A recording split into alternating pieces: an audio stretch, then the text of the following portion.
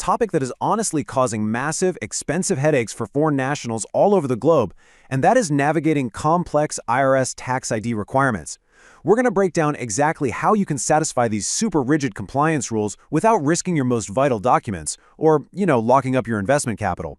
If you're a foreign property investor or a non-US business founder, this is absolutely crucial information. So let's jump in. Okay, I want you to imagine something for a second. Picture sealing your original, physical, government-issued passport inside a flimsy envelope, dropping it into the mail, and sending it off to a massive government tax agency for weeks, or honestly even months. Would you actually do it? I mean, no way, right? But for most foreign nationals applying for an individual taxpayer identification number, an ITIN, this is the exact massive anxiety they face. It's terrifying to part with your passport when you might need it for travel or identification at literally any moment.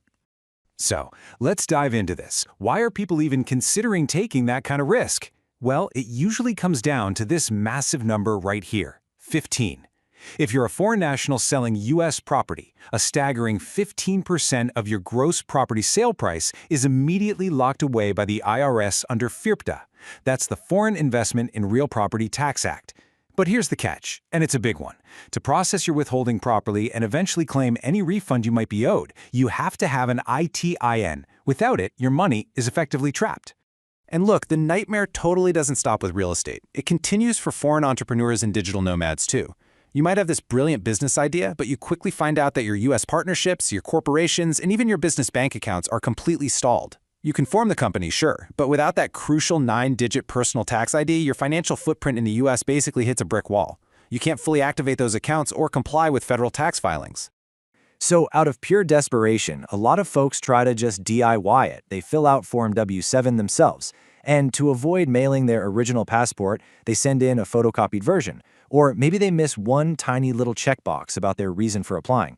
Then they wait 7 to 11 agonizing weeks, only to receive Notice CP567, the dreaded IRS ITIN rejection letter. Basically, it means your file was fully reviewed, and the IRS flat out decided not to issue your ITIN. You're completely back to square one, with your funds still locked, or your business still stalled. But there is a highly specialized solution to navigate this bureaucratic monster. Enter A Notary Fast LLC, which is an amazing woman-owned business based right in Clearwater, Florida. They step in to solve these massive financial roadblocks for clients locally, nationally, and even globally. They offer a very specific, incredibly valuable service that perfectly bridges the gap between the IRS's strict requirements and your need to keep your personal documents safe. Now, what's really interesting about this slide is the exact tool they use to pull this off. They act as a Certified Acceptance Agent, or CAA. A CAA is an official IRS-authorized agent who facilitates the entire ITIN application process for you. And here is the absolute magic weapon. A CAA can verify your original identity documents face-to-face or via a secure video conference. This completely eliminates the need to mail your original passport to the IRS. You get to keep it safely in your pocket exactly where it belongs. Let's break down exactly who requires an ITIN and the high-stakes financial reasons why they need it immediately. On one side, we have our foreign property sellers. Their main goal? Resolving that FIRPTA withholding so they can file their 1040 NR tax return and actually claim their refunds. On the flip side, we've got foreign business founders. They need the ITIN to open those crucial U.S. bank accounts and ensure their newly formed entity can legally file its taxes. The stakes for both of these groups are just incredibly high. Application 1. Resolving FIRPTA property sales. So, foreign property sellers are heavily targeted by this tax framework. And here's the shocking fact that catches so many sellers off guard. The 15% FIRPTA tax is calculated on the total sale price, the amount realized, not just your profit. Let me put that into perspective. Say you sell a property for $1 million, but your actual profit is only 50 grand. Well, the default withholding is still a staggering $150,000. It's basically an advance payment mechanism. To reduce or eliminate this massive withholding early on, you can file a Form 8288B, but you urgently need an ITIN to process that paperwork properly. Let's move to Application 2, starting your U.S. business. So, this application is for foreign founders who are looking to establish U.S. partnerships and corporations. And honestly, a lot of founders get totally confused here. You might successfully obtain an EIN, an employer identification number. But remember, the EIN is strictly a business tax ID for the entity itself. To fully activate a business bank account and to properly file the business entity taxes, the foreign founder still needs a personal ITIN. Without it, financial institutions and the IRS simply cannot verify the personal identity tied to your corporate structure. Application 3. Fixing CP567 ITIN Rejections. Now, if you've ended up with a rejection notice, seriously, don't panic. And this brilliantly illustrates why.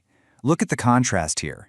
On the left, you've got the outdated DIY application. You risk losing your original passport in the mail, or maybe you try sending a notarized copy. Fun fact, well, maybe not so fun, the IRS actually stopped accepting standard notarized copies for ITINs way back in 2011. Doing that practically guarantees a CP56 rejection. On the right, the CAA service. It's fast, secure, face-to-face, or video verification. The agent completes a Form W-7 certificate of accuracy, and your application moves smoothly right to approval.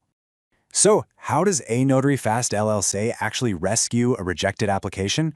Well, it's a super simple, stress-free, 3-step recovery process. First up, they expertly review your CP567 notice to pinpoint the exact error, whether it was an invalid document or, a missing tax return. Second, they verify your identity locally via video or in person. Finally, they prepare a fresh application and resubmit it directly to the IRS, complete with their official Form W-7 certificate of accuracy. And again, you never, ever mail your physical passport.